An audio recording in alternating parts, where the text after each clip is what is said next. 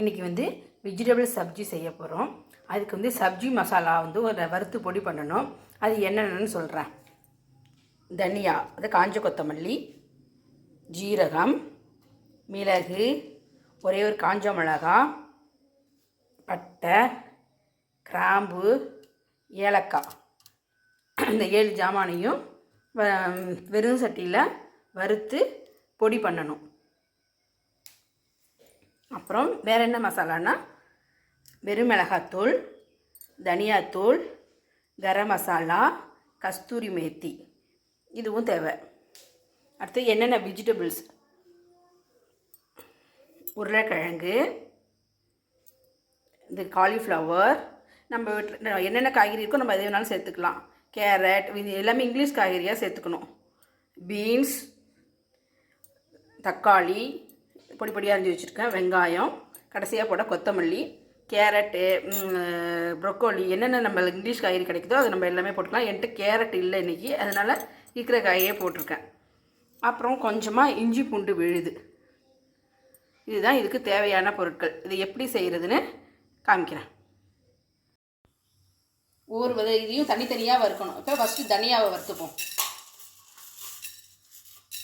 இதை பெரிய குவான்டிட்டியாக கூட செஞ்சு ஃப்ரிட்ஜில் ஸ்டோர் பண்ணி வச்சுக்கலாம். அந்த உருளைக்கிழங்கு பொரியல் எல்லாத்துக்கும் நிறைய சப்ஜிக்கு இதை போடலாம்.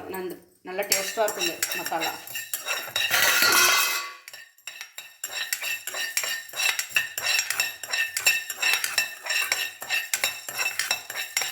வறுபட்டுருச்சு.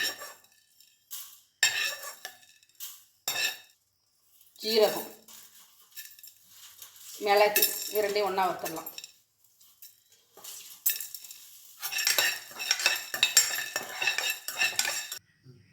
வறுபட்டுருச்சு. ஒரு காஞ்ச மிளகாய், அதையும் நல்லா வறுத்துக்கணும்.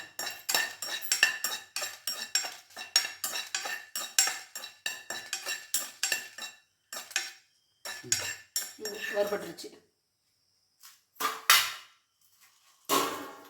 பட்டை, கிராம்பு, ஏலக்காய், இது நல்லா வறுத்துக்கணும்.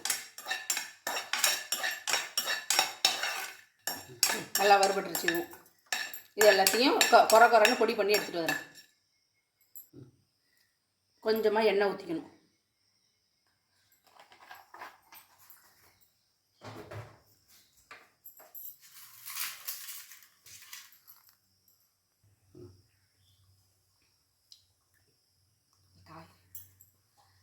முதல்ல காய்கறி வந்து எண்ணெய் நல்லா வதக்கிடணும்.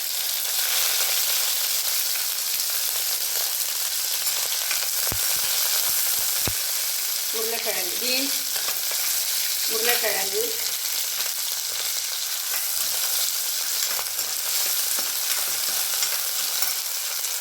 காலிஃப்ளவர், இது நல்லா எண்ணெயில் நல்லா குக் பண்ணி வச்சுருவோம்.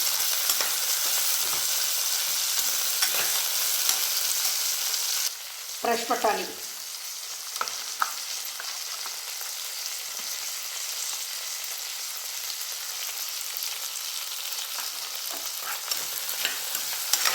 எல்லாத்தையும் நல்லா அந்த எண்ணெயிலே நல்லா குக் பண்ணிடுவோம்.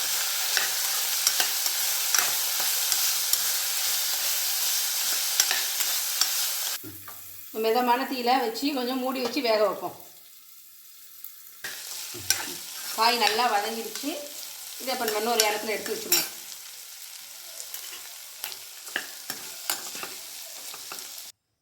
இதை வறுத்து வச்ச மசாலா அரைப்போம். இந்த மாதிரி குறைன்னு அரைச்சி வச்சுக்கணும். கொஞ்சமாக எண்ணெய், ஒரு கிராம்பு,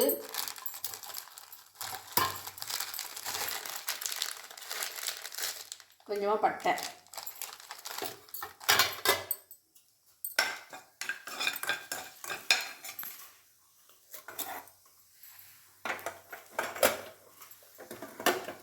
பொடி பொடியாக அரைக்கினா வெங்காயம்,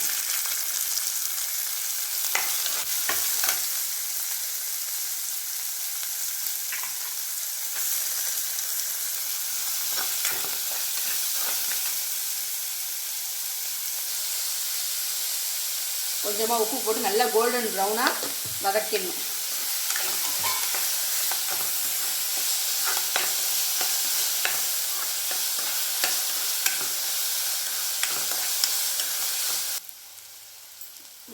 பொடி பொடியாக இருக்கிற தக்காளி,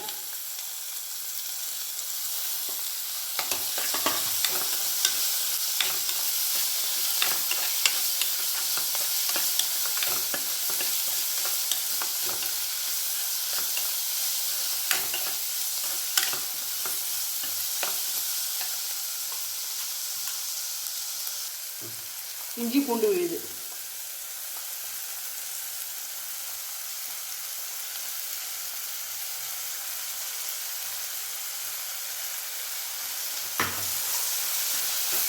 நல்லா பச்சை வாசனை போக வதக்கணும்.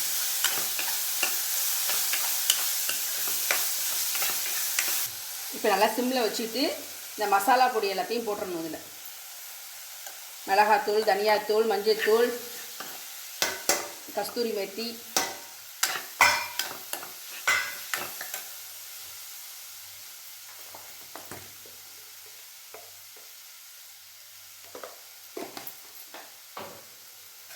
எல்லாத்தையும் நல்லா பச்சை வாசனை போக நல்லா வதக்கிடணும்.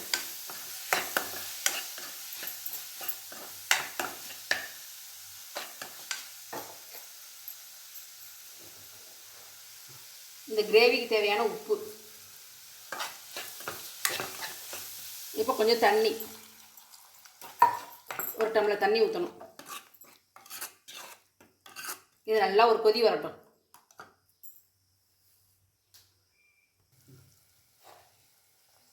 ஒரு கொதி வந்துட்டு ஒரு ஸ்பூன் ஜீனி,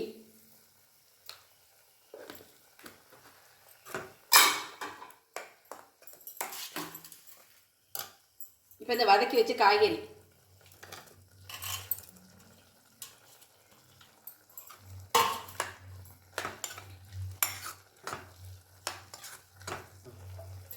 மூடி வச்சு ஒரு 2 நிமிஷம் வேக வைப்போம். நல்லா வெந்துச்சு. இப்போ நம்ம இந்த வறுத்து அரைச்ச பொடி, இந்த சப்ஜி பொடியை நம்ம இதில் போடணும். போட்டு ஒரு கிண்டி கிண்டி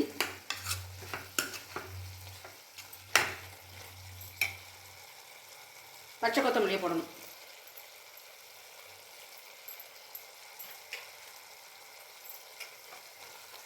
வெஜிடபிள் சப்ஜி ரெடி. இது சப்பாத்தியோட, பூரி கூட எல்லாம் சாப்பிட்டா ரொம்ப டேஸ்ட்டாக இருக்கும். இதுமாரி ஒரு தடவை செஞ்சு பாருங்கள்.